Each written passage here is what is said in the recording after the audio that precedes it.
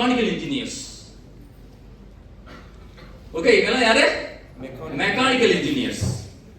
இப்போ இவங்களோட வேலை என்ன அப்படின்னா, அசோகா லைலாண்ட்ல டாரஸ் லாரி கிட்டத்தட்ட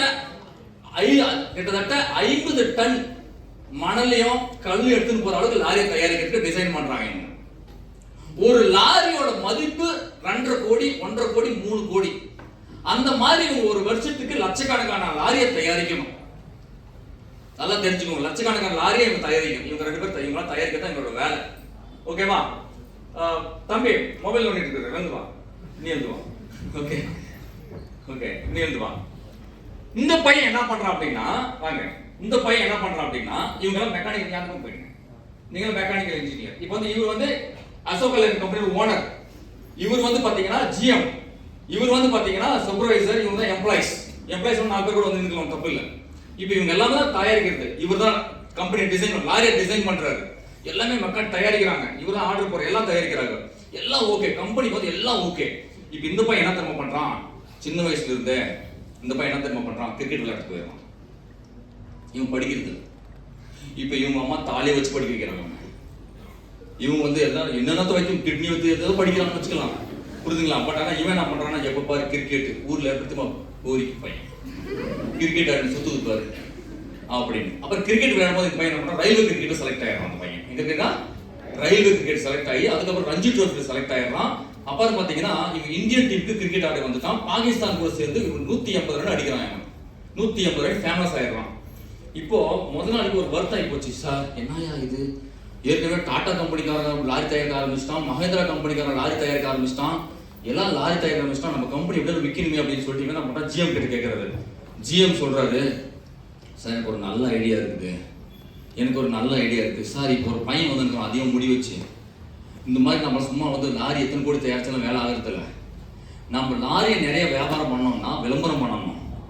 விளம்பரம் பண்றதுக்கு நம்ம கம்பெனியில் லட்சக்கணக்கில் எம்ப்ளாயிஸ் இருக்காங்க, ஆனால் ஒருத்த மூஞ்சும் சரியில்லை, அதெல்லாம் நம்ம பசங்க விளம்பரம் பண்ணா கம்பெனி ஓடாது.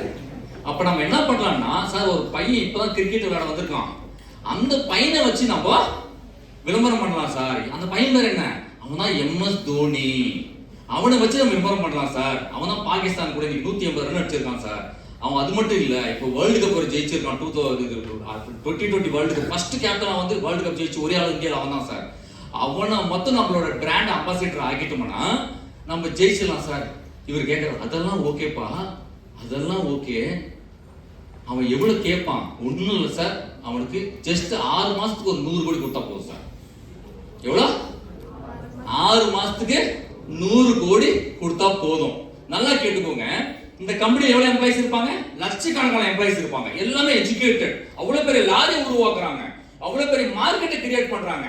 ஆனா அவன் எங்க ஏமாந்துறான், வியாபாரம் பண்ண முடியல, மக்களுக்கு போய் அந்த பொருள் சேர்த்ததும் படிச்சு செய்வேனா, நான் software engineer, how could I sell, சொல்றான்ல இவங்க நண்பன் படத்துல, ஹவு குட் ஐ அப்படின்ற மாதிரி, அந்த மாதிரி இந்த படிச்சவங்களோட மார்க்கெட்டிங் பண்ண மாட்டாங்க. இவன் 4 சவுத்துக்குள்ள லாரியை தயாரிச்சிருவான், பல கோடி லாரியை, ஆனா இவனால என்ன பண்ண முடியாது, லாரியை சேல் பண்ண முடியாது. இவனே சேல் பண்ண இவன் பண்ணுவானா, இவன் சொல்லி நான் முதலாளி நாயகரா பண்ணுவேன். அப்ப அந்த வண்டியை சேல் பண்ணணும்னா யார் வேணும், பொறுக்கின்னு பேர் வாங்கி கிரிக்கெட் விளையாட பத்தி அவன் வேணும்.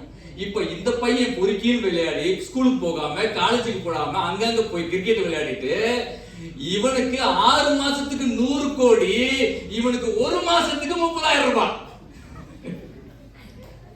இவன் 100 கோடியை சம்பாதிக்கணும்னா எத்தனை முறை அந்த கம்பெனியில் பொறுத்து வளரணும், இமேஜின். இப்ப சொல்லுங்க, யார் எம்ப்ளாய்மெண்ட் பவரா மார்க்கெட்டிங் பவரா? சொல்லுங்க, யார் அதிகமா பணம் சம்பாதிக்க முடியும்? இதே அசோகா லைலாண்ட் கம்பெனில யாராச்சு 6 மாசத்துல 100 கோடி சம்பாதிக்க முடியுமா? ஆனா கம்பெனிக்கு சம்பந்தமே இல்லாத டயர் சைஸ் என்னன்னு தெரியாது இவருக்கு, விண்ட் சைஸ் என்னன்னு தெரியாது, வண்டி என்னன்னு தெரியாது, வண்டி மேல உட்கார்ந்துருக்க மாட்டாரு. இவர் விளம்பரத்துக்கு என்ன சொல்றாருன்னா, மஹேந்திரா வண்டின்னு சொல்லிட்டு கையை காமிச்சு இது ஓடிட்டே இருக்கும் அப்படின்னு சொன்னா போதும். ஜஸ்ட் அந்த வண்டி முன்னாடி ஒரு போஸ் கொடுத்தா போதும், ஒட்டி வச்சிருந்தா போதும் ஸ்டிக்கரை வந்து, மகேந்திரா தோனியோட விளம்பரம் பண்ணியிருக்காப்பா, மஹேந்திரா நம்ம வாங்கலாம் அந்த அந்த தோனி அப்படின்ற பிராண்டுக்காக தான் வாங்குவாங்களே ஒழிய கம்பெனியோட ஓனர் முகத்தை பார்த்து எவனும் வாங்குறது இல்லை, கம்பெனியோட எம்ப்ளாயிஸ் எல்லாம் பார்த்து வாங்குறது இல்லை. இந்த பவர் ஆஃப் மார்க்கெட்டிங். அதனாலதான் பூஸ்டுக்கு இதை வச்சான், அதனாலதான் லக்ஸ் சோப்புக்கு ஐஸ்வர்யா குளிச்சு காட்ட சொன்னான்.